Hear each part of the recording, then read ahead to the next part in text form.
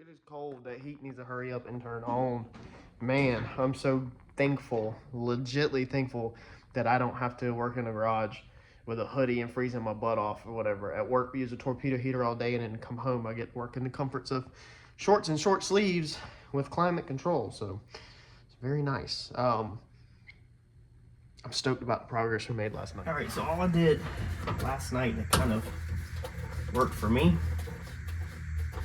First off, I was not wearing gloves last night. Normally, I'll go ahead and tell you straight up, I don't lie or sugarcoat stuff or make myself look like some big safety genius. Normally, I don't wear gloves. I don't paint with gloves. I don't clean my paint gun with gloves. I understand it's not smart, but I don't do it. So I'm not gonna sit here and lie and say I did. However, when I got done last night, my hands were freaking feeling it, man, because paint thinner basically just strips stuff, obviously. So it strips the oils right out of your hands. And I went to bed last night. I didn't do nothing. I didn't put no lotion on. But this morning, when I got to work, I actually took the wife's lotion off of the desk, the computer desk, and I literally put it on because my hands were just feeling it, man. Like normally just cleaning a paint gun or something like that, I'm not super in contact for long periods with the paint thinner like I am doing this. I mean, doing this, you're sitting here scrubbing. I mean, we're taking the original green base coat off. Now, when you do this, you should definitely be in a well ventilated area. You know, have the door cracked, have some fans rolling and stuff like that. But this is all I did last night, pretty much. I tried a couple of methods.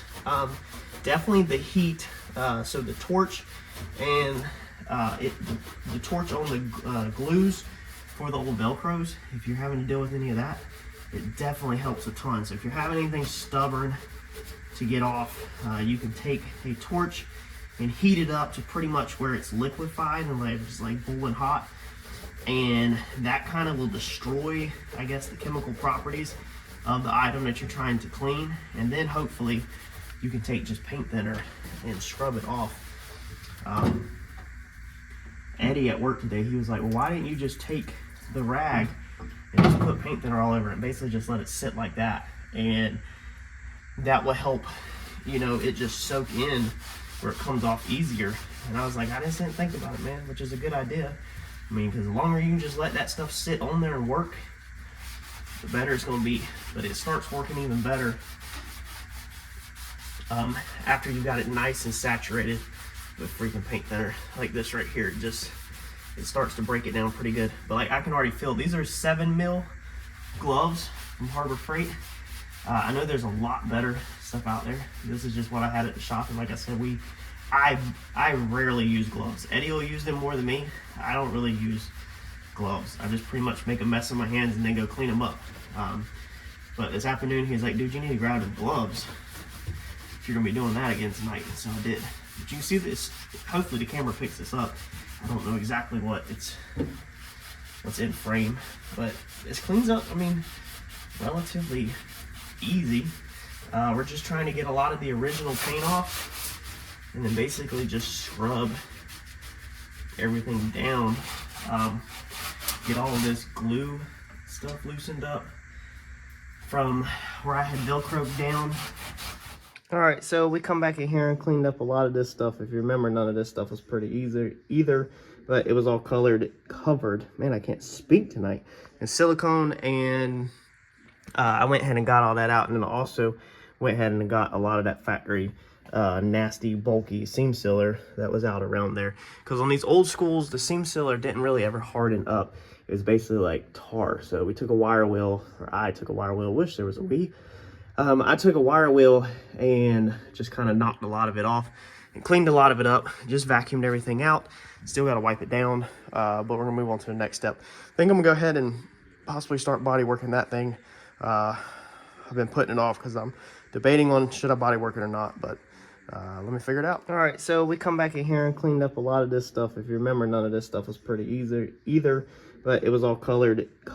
Man, I can't speak tonight. And silicone, and I went ahead and got all that out, and then also went ahead and got a lot of that factory nasty, bulky seam sealer that was out around there. Because on these old schools, the seam sealer didn't really ever harden up. It was basically like tar. So we took a wire wheel, or I took a wire wheel, wish there was a we. I took a wire wheel and just kind of knocked a lot of it off and cleaned a lot of it up, just vacuumed everything out. Still got to wipe it down, but we're gonna move on to the next step. I think I'm gonna go ahead and possibly start body working that thing. I've been putting it off because I'm debating on should I body work it or not, but let me figure it out. All right, on this, we're gonna be doing a lot of this by hand. So we dropped a piece of cardboard so we don't drip no body filler on the transmission.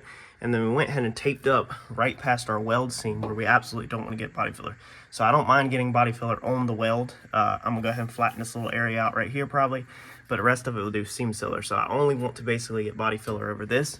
So where I don't want body filler at, I put tape. Now normally when you're repairing the side of a panel, if you want body filler right in here, then you don't mind getting it out past it because your sander can go past it to block it out where it's nice and straight. But in here, everything is so dented and wavy and lumpy and just not smooth on the floor that we don't want all of a sudden smooth body filler like floating out into the floor because you'll be able to see it. So we want to break the body filler right on lines, and we just want to smooth the center of this hump out. That's all we want to do.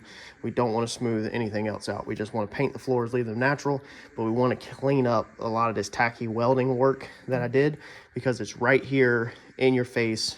It's a focal point. So it's gonna mix up some filler, spread it over that. We're not gonna get super, super crazy with this, but we just wanna kind of smooth this out so it's easier on the eyes.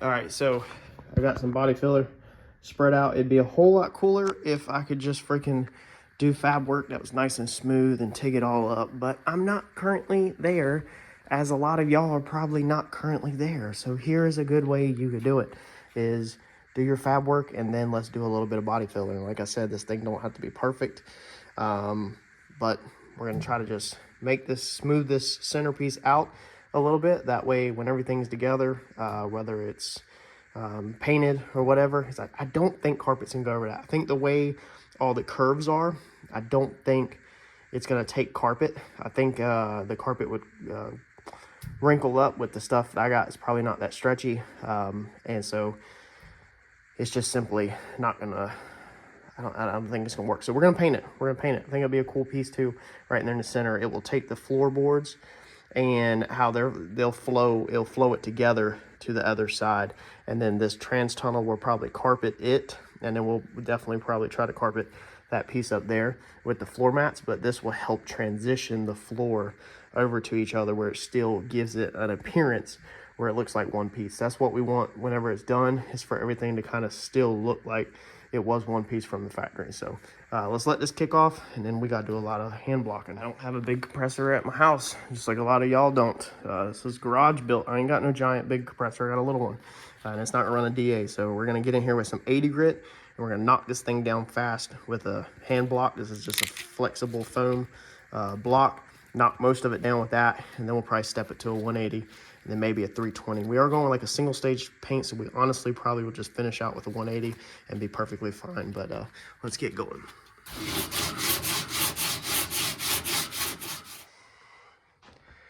All right, 11:30, and I am done. I'm telling you.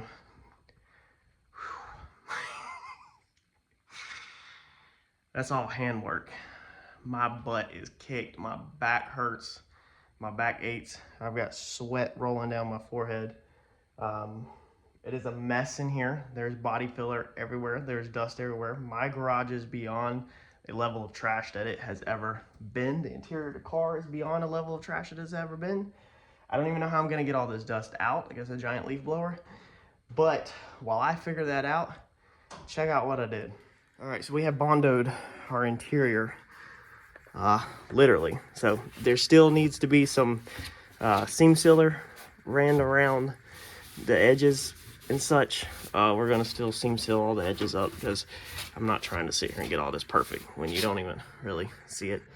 But all that turned out really good. That all flows in together. We'll seam seal around all these welds and up this joint right here and over this joint to make it nice and tight.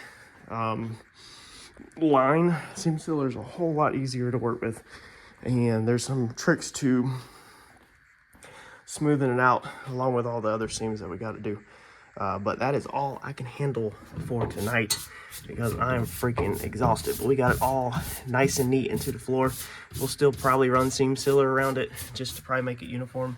Very light, tight pass. But man, that thing looks freaking phenomenal. Randy asked me, he said, but the question is it gonna crack? And I was like, absolutely, it's gonna crack. Really the answer to is it gonna crack all just depends on how much flex and how much vibration is right there. It's 22 gauge.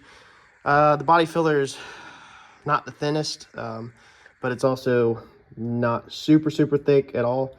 I mean, it very well can crack, y'all. I mean, it just is what it is. I knew when I started this that was definitely a chance of it cracking, but like I said, I wouldn't be happy with probably carpet over it, and I really want these floors to flow together at one point inside this car. And I'm half tempted to paint the transmission tunnel also and just do the drive shaft tunnel wrapped in carpet along with the floor mats. But we'll see how that goes. That's gonna be a wrap for tonight. I'm exhausted. It's almost midnight. I need a shower, edit videos, try to get to sleep, gotta work in the morning. I'll catch y'all on the next one. Thanks, y'all.